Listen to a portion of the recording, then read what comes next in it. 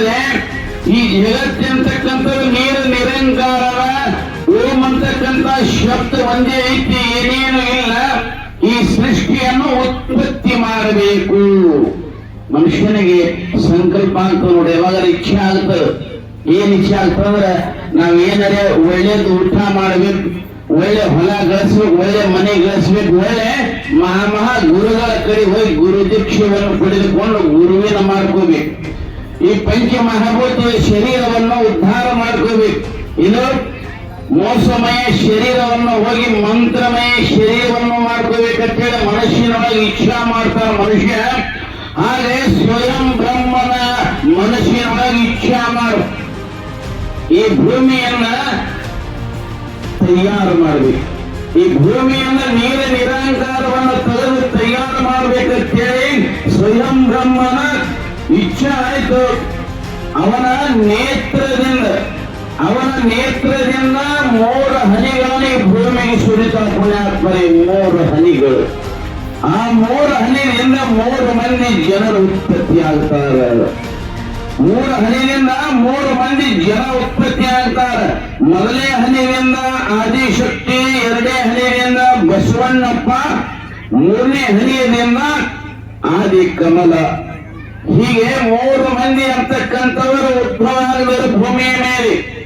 ಆ 3 ಹನಿ ಆದ ಬಳಿಕ 4ನೇ ಹನಿ ಉದುರ್ತದೆ. ಆ 4ನೇ ಹನಿಯಿಂದ ಯಾರು ಉತ್ಪತ್ತಿ ಆಗ್ತಾರಂದ್ರೆ ಸ್ವಯಂ ಬ್ರಹ್ಮ. ಹೀಗೆ 4 ಮಂದಿ ಆ ಭೂಮಿಯ ಮೇಲೆ ತಯಾರಾಗಿರುತ್ತರು.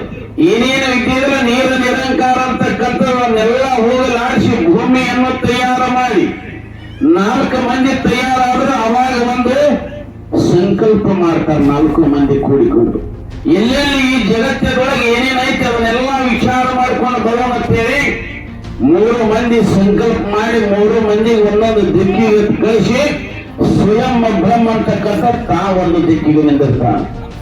ಅನಂತ ಕಾಲ ವರ್ಷಗಳ ಕಾಲ ತಿರುಗಿ ಸುತ್ತ ಹಾಕಿ ಮತ್ತು ಒಂದು ದಿವಸ 4 ಮಂದಿ ಅದೇ ಸ್ಥಳದಲ್ಲಿ ಕೂಡ್ತಾರ.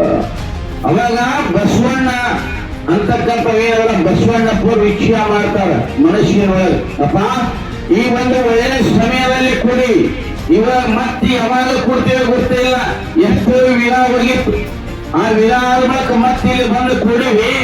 ಇದು ಒಂದು ಒಳ್ಳೆ ಕೆಲಸ, ಒಳ್ಳೆ ಸಮಯದ ಈ ಅಮೃತ ಸ್ಥಿತಿ ಒಳಗ ಆದಿಶಕ್ತಿ ಸ್ವಯಂ ಬ್ರಹ್ಮನಿಗೆ ಮದುವೆ ಮಾಡೋಣ.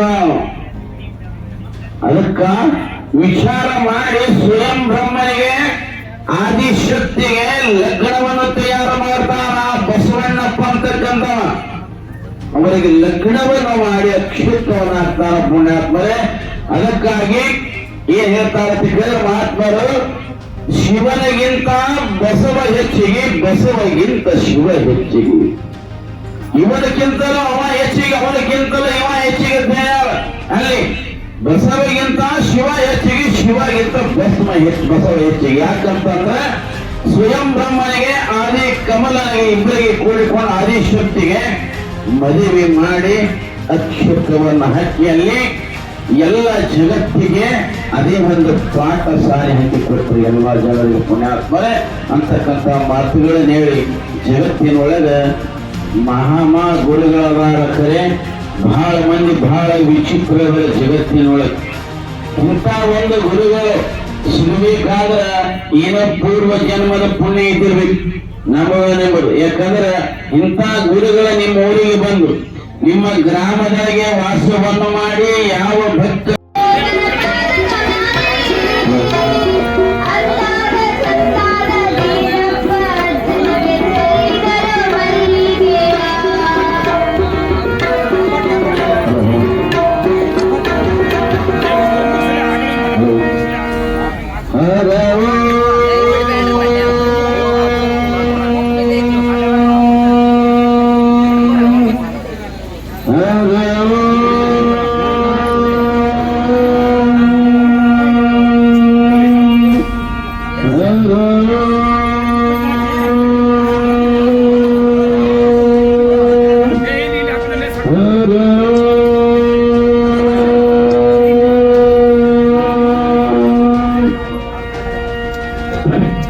ಮಂಗಳ